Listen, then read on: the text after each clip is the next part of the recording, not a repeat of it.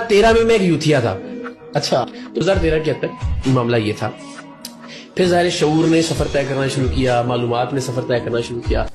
2013 तक मैं एक यूथिया था और फिर आहिस्ता आहिस्ता शऊर ने सफ़र किया। दोस्तों, कितना मज़े का एक अदबी सा जुमला है। और जुमला पता किसका है? हमारे जो एक बहुत बड़े एंकर जो सरेआम का प्रोग्राम करते हैं, इकरारुल हसन साहब का। तो दोस्तों, मुझे तो इस जुमले पे बड़ी हंसी भी आई, मज़ा सा भी आया थोड़ा सा। मैंने कहा यार कैसा जुमला ये। दोस्तों, मैं सबसे पहले आपको एक बात मज़े की बता दूँ।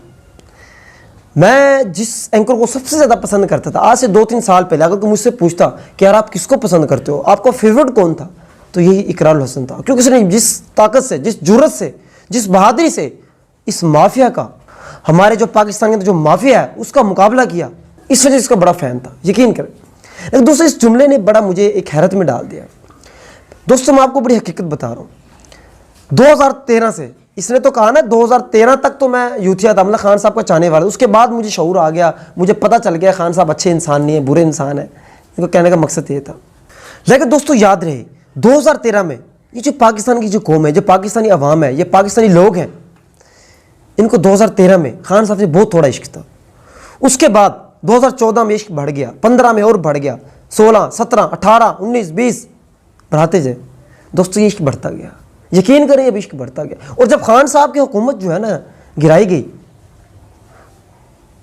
तो लोगों को जो है ना वो इश्क की बुलंदी तक पहुंच गए, इंतहा तक पहुंच गए। पहले सिर्फ मोहब्बत थी।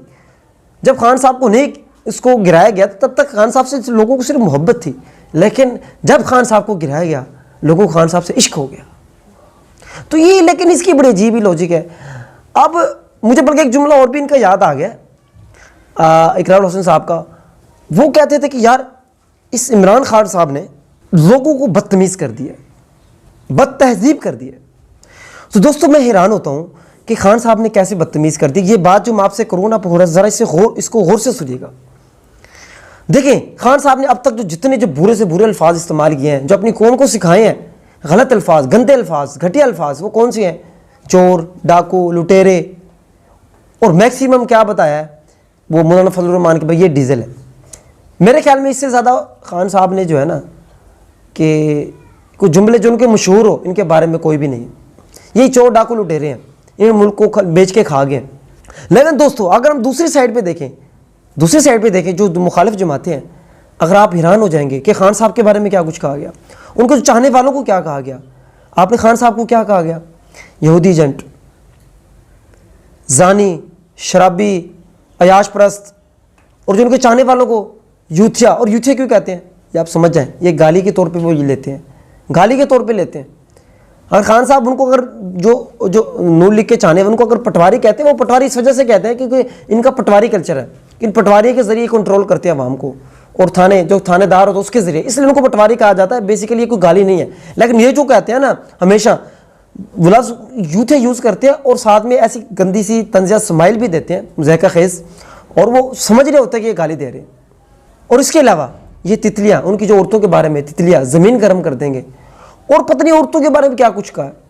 तो आप यहाँ से अंदाज़ा लगा ले, अगर इन लफ्ज़ों में अगर फ़र्क महसूस करेंगे तो आपको अंदाज़ा हो जाएगा कि ये बेहयाई वाला, ये गंदा कल्चर कौन लेकर आया, ये गालम गलोच वाला कल्चर कौन लेकर आया।